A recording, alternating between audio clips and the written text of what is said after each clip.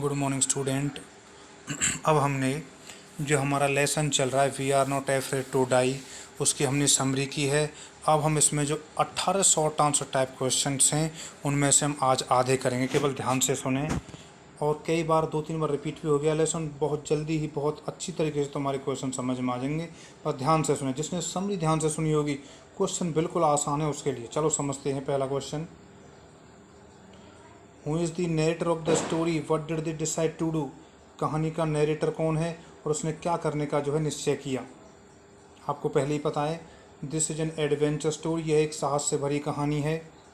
The narrator was a 37 years old businessman, जो कहानी का जो वर्णन करता है वो 37 साल है उसकी उम्र, और वो क्या है, एक बिजनेसमैन है। He and his wife were adventure loving, वह नरेटर और उसकी पत्नी दोनों ही ऐसे कार्य को पसंद करते हैं जो एडवेंचर से भरे हों। The couple decided to duplicate the round the world voyage made 200 years earlier by captain James Cook. Couple माने क्या होता है? कपल माने जो पति पत्नी का जोड़ा होता है उसको कपल कहते हैं। नरेटर और उसकी वाइफ अब क्या निश्चय करते हैं? उस वॉयज माने समुद्री यात्रा पर जाना चाहते हैं। वो कौन सी समुद्री यात्रा को डुप्लीकेट माने दोहराना चाहते हैं? वो उस समुद्री यात्रा को दोहराना चाहते हैं जो 200 साल पहले कैप्टन जेम्स कुक ने की थी, उसको वो दोबारा करना चाहते हैं। क्वेश्चन नंबर 2 देखते हैं। What preparations did they make for their voyage, अपनी समुद्री यात्रा के लिए उन्होंने क्या क्या तैयारियां की। They spend 16 years gaining experience of sea journey in this ocean, उन्होंने समुद्र में लगभग 16 साल तक जो अभ्यास किया। किसके लिए? समुद्र में जो यात्रा करने के अनुभव को प्राप्त करने के लिए।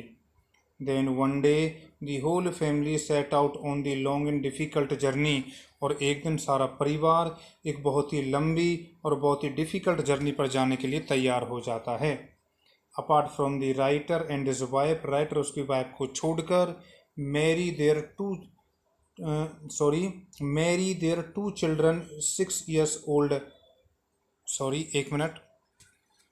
Apart from the writer, writer को छोड़कर, हिज वाइफ उसकी पत्नी जिसका नाम मैरी होता है, there 2 children 6 years old son Jonathan and 7 years old daughter Suzanne also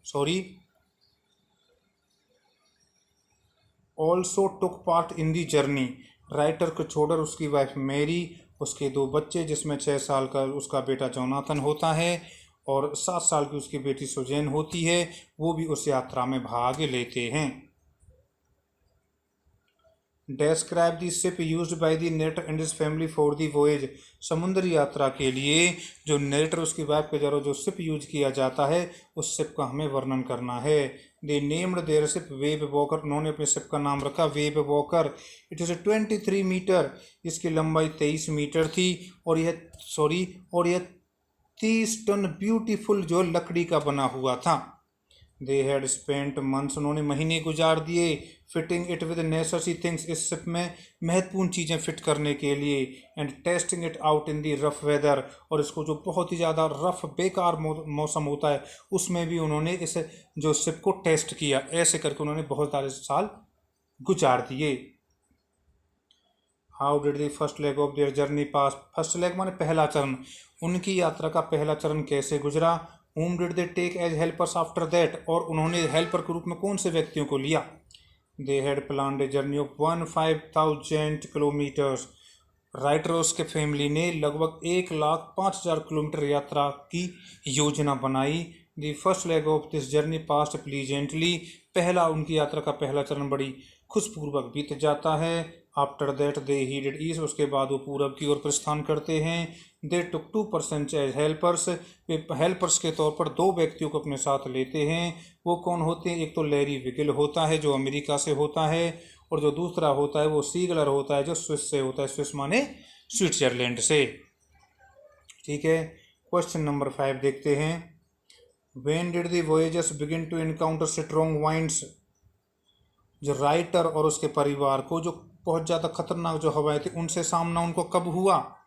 on their second day out of Cape Town, जब वो केप टाउन में उनका दूसरा दिन था। They begin to encounter strong winds, तो उनका मुकाबला बहुत ही ज़्यादा खतरनाक जो हवाओं से हुआ। The strong winds did not worry the narrator, narrator कहता कि तेज हवाओं ने मुझे जो है चिंतित नहीं किया।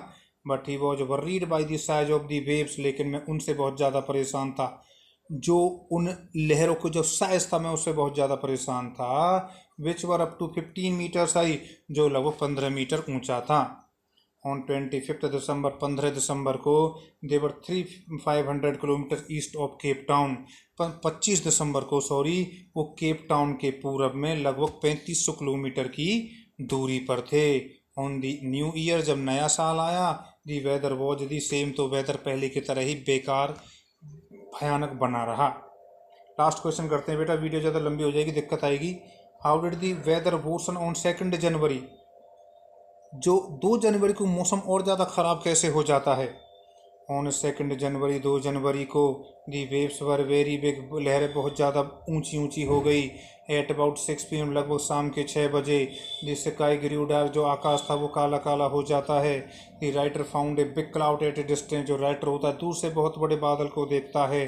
Then he realise with horror, उसके बाद वह बड़े उसको दुख के साथ अनुभव होता है। क्या अनुभव होता है? It was not a cloud, की यह कोई बादल नहीं था, but a very big wave which were coming toward them, बल्कि यह तो बहुत बड़ी लहर थी जो उनकी तरफ बहुत ही ज़्यादा वेग से आ रही थी।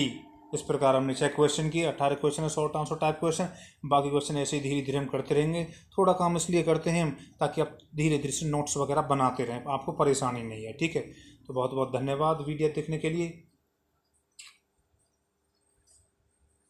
सॉरी।